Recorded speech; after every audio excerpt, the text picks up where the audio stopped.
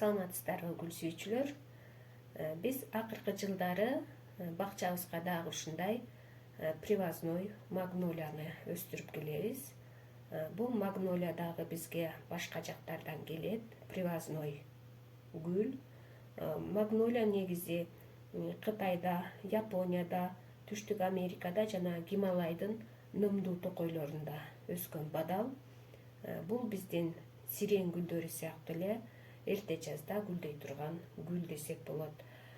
Бул магнолия биринчи гүлдөрдө жалбырагына биринчи ушундай болуп бутон байлап гүлдөйт. Андан кийин анан гүлдөп бүткөндөн кийин жалбырактары өсүп чыгат.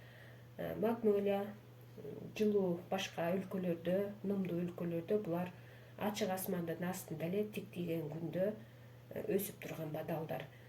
Бирок биздин Кыргызстандын абалысына булар кичине жакшы өсө албайт. Ошондуктан биз буларды жарым көлөкө болгон жерге тигишибиз керек.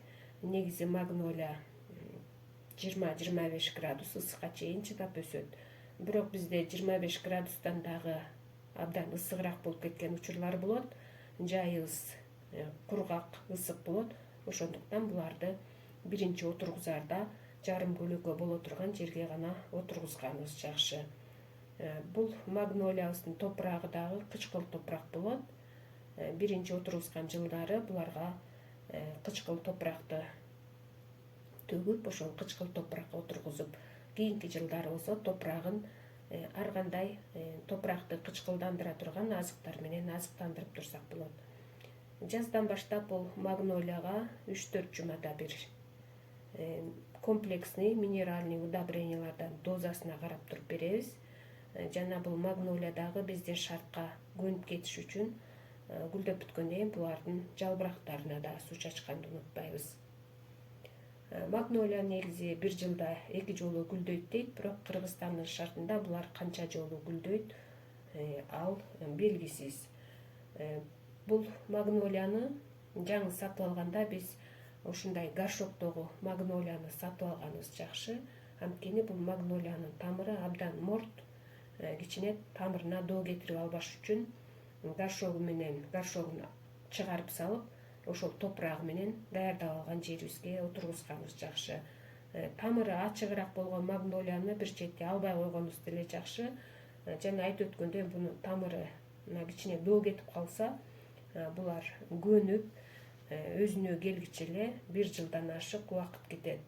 Өсүп кетпейт же өлүп калбайт, ушинтип жалдырап гана булар тура берет. Ошондуктан тоо келчиликке салбай сатып алганда ушундай горшоктогу магнолияны сатып алганыбыз жакшы.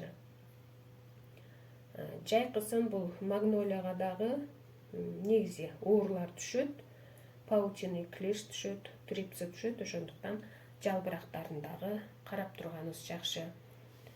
Магнолияга бир айда бир жанагындай удобрениялардан берип турабыз.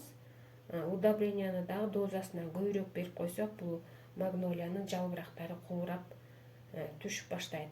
Ал убакта биз удобренияны бергенди токтотобуз дагы жөн эле суу менен сугарып турабыз. Магнолия кышкысын 30 градус суукка чейин чыдап эшикте кала берет. Жайкысын болсо жана айтып өткөндөй 25 градус ысыкка чейин чыдап өсөт. Магнолияны көбөйтүп алуу жолу дагы башка гүлдөрдүкү сыяктуу эле булардын гүлдөп бүткөндөн кийин урук байлайт. Ошол уругунан алып көбөйтүп алсак болот, жана бутагынан кесип черенок кылып буларды тепличный условия кылып өстүрүп көбөйтүп алсак болот.